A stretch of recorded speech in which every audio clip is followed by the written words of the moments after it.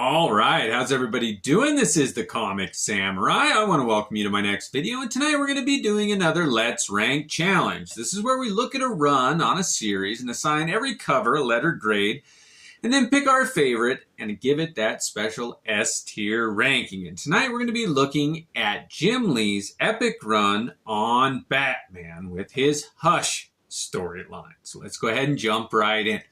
First up, we got this Batman number 608, and it kicked off that storyline of Hush. And when this came out in 2002, I was so excited to see Jim Lee drawing Batman as a regular artist. He did do some work on some other Batman titles, black and white and things like that, but this was the first one where he did it with his old teammate of Scott Williams, written by Jeff Loeb, and this series was amazing. And this cover kicked it off as it should have been done. It is an epic cover. I love that big boot coming at the viewer here, and it's an easy A. Now, they did come out with other printings of this comic book with other images on the cover, but these are the ones that I had, and these are my favorites. So let's move it on to Batman number 609. Now, Jim Lee drew his iteration of Poison Ivy and Catwoman on this one, and I do like the symmetry on it, where Batman is flanked by both of those female characters, and there's some kitty cats on Catwoman's side. I do like that bit of humor. This is another one that I really enjoyed, and it gets a B from me.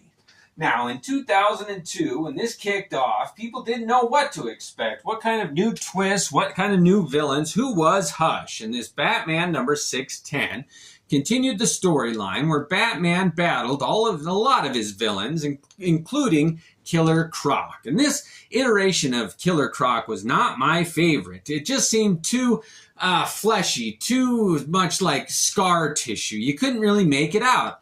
This cover was one of Jim Lee's few that didn't really work for me. If I wanted to see a close-up of Killer Croc, but when I got it, it wasn't what I expected, and it wasn't what I liked. When teeth are drawn like that, where there's no molars, and they're all incisors and real sharp, it just seems so unrealistic to me. And this one, it's not one of my favorites, and I'm going to go ahead and give it my first C. Next up, we got Batman number 611 here.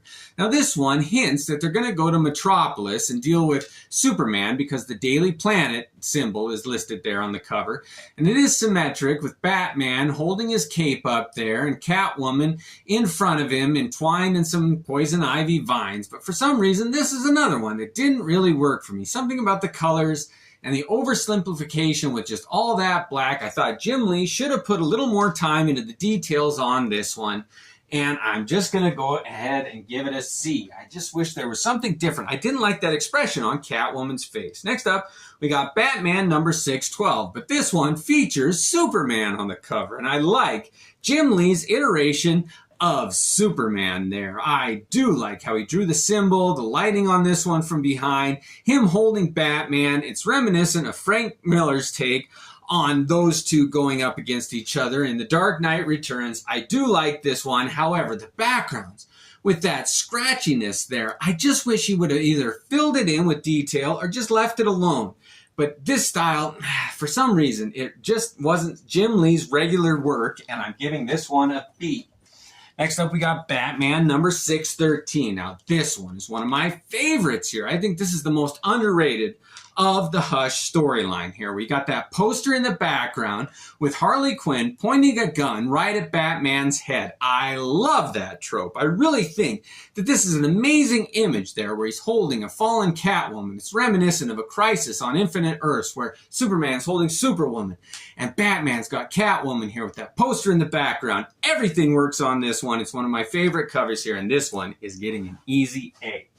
All right, let's move it on. Batman number 614 here. Now we get Jim's take on the Joker, and I gotta say, it is not one of my favorites. I do much prefer Brian Boland or even Jim Apato's take on the Joker. Neil Adams, there are so many other artists. Just something about this one. Jim Lee, I just thought it was a little too crazed. There was too much detail, and I like to see him flip so you can see what it looks like when you're looking at it right side up. And for some reason, it just didn't work for me. I don't know what it was, but Jim Lee's take on the Joker is not one of my favorites, and I'm just going to go ahead and give this one a C. All right, next up we got Batman number 615, and he returned here and introduced his version of Nightwing. And I love how Jim Lee drew that character here with all the spotlights in the background and the rain pouring down, those two figures on the rooftops. This sums up what a Batman cover should be like. I really dig this one, and this one gets an A. I do like that version of Batman and Nightwing. Next up we got Batman 616, and this one hints at Ra's al Ghul making an appearance there with the sword being held, and for some reason those swords did not work for me. Jim Lee's take on a scabbard is not one of my favorites. He does most swords really good. I like those sci-fi ones, double blades, triple blades, all kinds of like tridents and other kinds of spears, but this one, something about the way he drew those blades didn't work for me. I do like the coloring on this one, but this one gets no higher rating than a C for me. It's not one of my favorites. Next up, we got Batman 617, and I do like this tragic image there of Batman with that architecture in the background, the light, the lighting on it, the rain pouring down. This is the Dark Knight as only Jim Lee could do. I do like this one. I really like when the background light fades into the front there, and it's like an airbrush technique, but it's done right, and this one is a brilliant cover. It's one of the most underrated of this series. I'm giving this one an A. Next up, we got Batman number 618, and this one has a skeletal image of Robin in the background, and of course, the Robin that had died at this time was Jason Todd. And they hinted at him coming back, and it was retconned. They don't know if it really was Jason Todd who had been brought to a Lazarus pit, or if it was one of the Clayface characters, but in any event, they hinted at bringing Jason Todd back, and that just goes down all kinds of demerits for me. I don't even like when they tease that. It just should never be touched again. They decided to kill Jason Todd. Let him rest in peace. And this was the first echoes that they were going to bring him back, which they eventually did. And I hated it. So I'm punishing this one, and I'm giving it an F. Leave Jason Todd dead. He was one of my favorite characters, and his death impacted me as much as it did Batman. So when they decided to just write it off, it really did upset me. So leave Jason Todd dead. All right, next up, we got the final one Jim Lee did, and it's Batman number 619. Now this one is just a beautiful cover on its own. When you look at that frontispiece here, you've got Batman and Robin and Oracle, Barbara Gordon there down in the corner. But this one happens to be not only a gatefold cover, but a trifold cover. I think that this cover is so underrated. Nobody talks about that image that Jim Lee drew. With all those characters there, you got Superman, Catwoman, the Huntress, Hush in the background, Nightwing, James Gordon, Commissioner Gordon, and it really is just a beautiful image there. I think that Jim Lee just did one of the most iconic Batman images that has ever been drawn there, and I don't think that this comic book gets nearly enough attention. They should reproduce this poster. They'd sell millions of them.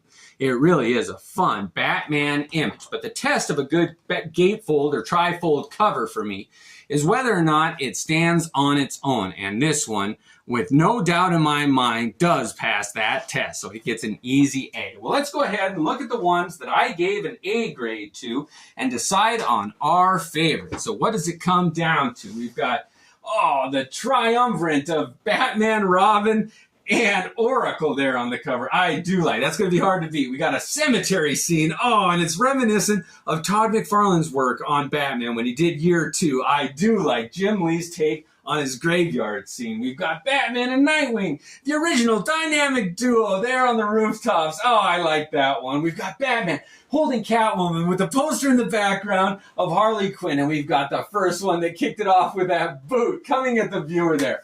All right, if I had to pick one, the one I really do like best is gotta be, I hate to do it, but it's gotta be Batman number 615 here.